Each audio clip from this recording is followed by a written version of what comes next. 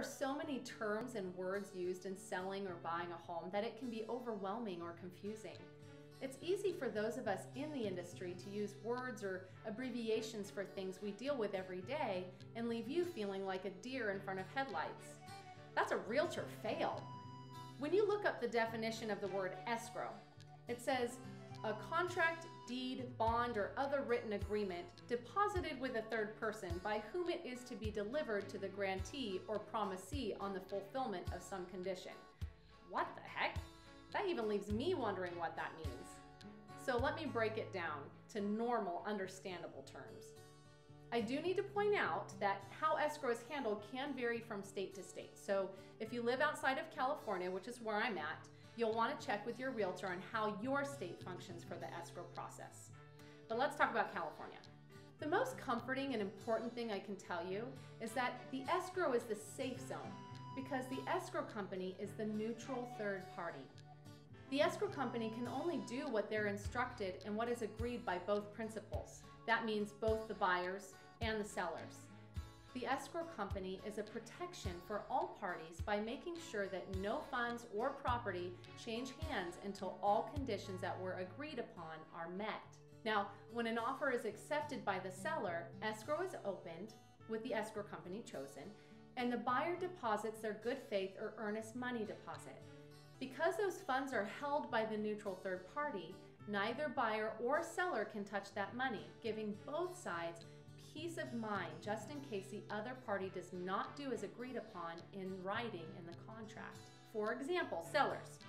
What if the buyer changes their mind last minute and backs out of the deal for no reason after they've already removed their contingencies? Okay, while this would be hugely inconvenient and very disappointing, having that earnest deposit in escrow is at least a consolation as the buyer would be forfeiting that deposit to you. Buyers. Escrow protects you too. Let's say after you did your home inspection, you asked the seller to fix some items and the seller agreed in writing. But when you go to do your final walkthrough with your realtor, the seller hasn't done what they agreed to. Well, even though you may have already signed your loan docs or wired all your final funds, the seller can't get a penny of that until they have done what was agreed to in writing. Note, I say in writing. We are long past the days of a promise and a handshake. Escrow goes by what is contractually agreed to by both the buyer and seller. If they don't know about it, they can't enforce it. There are different steps to an escrow process, which I did go over in a previous video. It's called Process of an Escrow with a Loan, so make sure to check it out. As you move through each step of that process, you get closer to that end result everyone is looking forward to.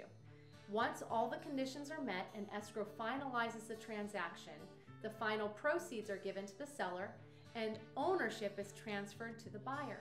This is when you hear that escrow is closed. Basically, escrow takes you from when an offer is accepted and contract fully agreed to all the way when the seller is given their proceeds and the buyer is given ownership. Escrow acts like a buffer, keeping all parties in a safe zone where neither side can force the other to do anything that has not been agreed to. Really, it's highly unlikely that anyone is trying to do one over on anyone, but it sure does offer peace of mind knowing that everyone is protected. That's it from me this week. Join me again next week as we continue to grow HomeWise together. Do you have a question about buying or selling a home?